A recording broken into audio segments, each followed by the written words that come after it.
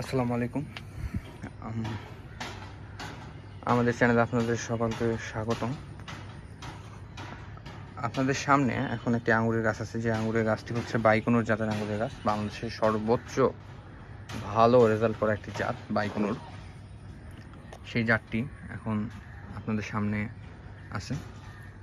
তো জাতটি সম্পর্কে বলবো যে বাংলাদেশের সেরা একটি জাত, বলার কিছু নেই। যে কেউ বাইকনুর জাতটি চিনে এবং জানে।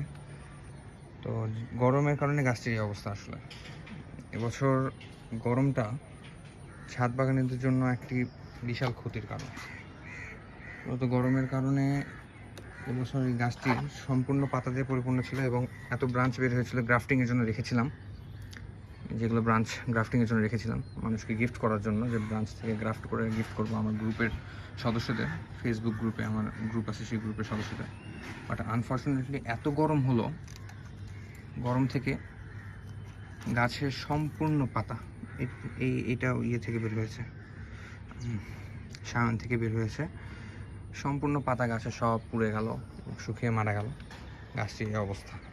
ছোট একটি পটে লাগানো আছে এবং মালচিং করা ছিল, পানি স্বল্পতা না হয়। তবে পটটা রোদে গরমে ফেটে গেছে, রিপোর্ট করব অথবা মাটিতে সেট করবো আশা করি ইনশাল্লাহ। এখন ডিসিশন নেই নাই।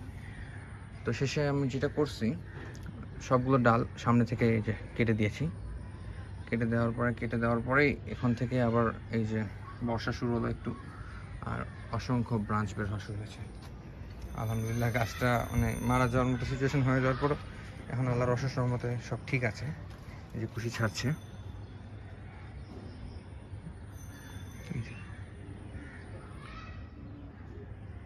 তো আলহামদুলিল্লাহ এখন সব ঠিক আছে গাছটা। তবে রিপোর্ট করা জরুরি হয়ে গেছে।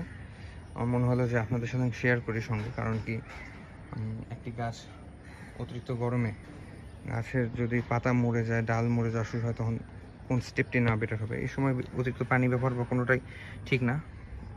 এরকম গাছ একদম ছাঁটাই করে দিতে হবে, মরা ডালগুলো সব ভেঙে দিতে হবে, কাটার দিয়ে কেটে দিতে হবে, এবং তারপরে এই যে রেজাল্ট। আলহামদুলিল্লাহ, গাছটা এখন পরিপূর্ণ সুস্থ এবং মোটামুটি 15 দিনের মধ্যে আবার পাতা এসে পড়ে যাবে। তো আজকের ভিডিও এই পর্যন্তই। সবাই ভালো থাকবেন এবং চ্যানেলটিকে সাবস্ক্রাইব করতে ভুলবেন না। আসসালামু আলাইকুম।